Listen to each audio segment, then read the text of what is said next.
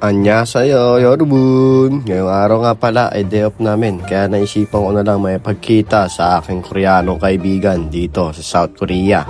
Waiting nga lang ako ng taxi dito sa Gedli. Naiwanan kasi ako ng bus kachamba. Sayang, mas makakatipid sana ako pero okay lang dahil afford naman. Dito nga pala sa South Korea, astig yung mga bus nila dito. Hindi agay sa Pilipinas na meron ang nakitang bus ay sasakay ka na. Meron nga pala mga bus number dito, depende sa lugar kung saan ka pupunta kachamba. Gumamit nga lang pala ako ng Kakao Taxi para makapag-book sa pupuntahan ko. Parang Grab lang din sa atin sa Pilipinas, ilalagay mo lang din yung address ng pupuntahan mo, tapos i-book mo na. Kung bago ka nga lang dito sa South Korea ay mag-download ka na ng mga apps na pwedeng makatulong sa'yo. Kagaya ng mga Kakao Taxi, Kakao Map, Kakao Metro na pwedeng makatulong sa'yo dito. Accurate naman at very accessible naman yung mga apps na pwedeng makatulong sa'yo dito. Para kung sakali meron kang pupuntahan na hindi mo alam, gumamit ka lang ng mga apps kagaya ng mga Kakao Map, Kakao Metro na makikita mo yung mga address at lugar at kung ano mga number ng mga bus na sasakyan mo dito. Kahit sa mga train station nga, sa una akala mo mahirap pero ang dali lang pala kabisaduhin ng mga lugar na pupuntahan mo dito sa South Korea. 15 minutes nga lang pala yung biyahe namin ni Manong mula sa aming bahay hanggang dito sa Pyeongtaek Station. Dahil nga sasakay tayo ng train mula Pyeongtaek Station ay babiyahe ako ng Songwan. Bali isang station lang din naman nakalipas. Medyo maaga pa nga ako kaya nagyosing muna ako dito sa Gedli. Ngayon kachamba, kung itatanong mo kung nagpapaalam ba ako sa asawa ko sa Pilipinas, abay syempre, kailangan natin magpaalam, parang respeto sa kanila bilang asawa. Tapos ang gandahan pa nun, alam niya kung saan ka pupunta. Sakali mang magkaroon ng emergency, alam ka rin niya kung saan kanya hahanapin. Hindi naman siguro ikaabawas ng kapugian ko yun o pagkalalae ko kung magpaalam ako sa kanya. Siguro naman karapatan niya yun bilang asawa. Alam mo kachamba, ang pagiging faithful, yun ang tunay na astig. Siya nga pala, hindi pa pala ako nag-almusal, nagkape lang ako sa bahay. Kaya dumaan muna ako dito sa Dunkin Donuts. Ito lang kasi medyo pamilyar sa akin.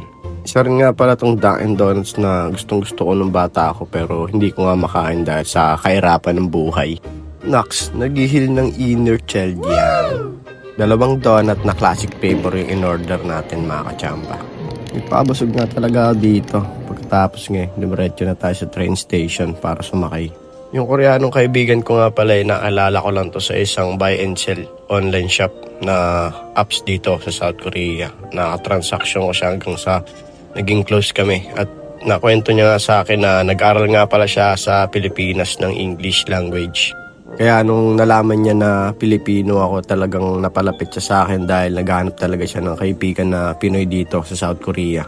Alam mo ba na napakalaking bagay na magkaroon ka talaga ng mga kaibigan, no? Lalong-lalo na Korean citizen kasi may mga bagay na pwede siyang makatulong sa'yo kapag meron kang hindi alam dito sa South Korea. Basta mag-iingat ka lang kasi dito sa Korea marami rin talagang mga siraulong tao kagaya sa atin sa Pilipinas. Pero dito madalang kaso mamaya matiming sa'yo yung mga scammer. Kababa ko nga ng Songwan Station nag-aantay na pala siya dito. Ngayong araw pala ay mag-basketball kami. Yan nga pala si Jay. This is Jay, my friend.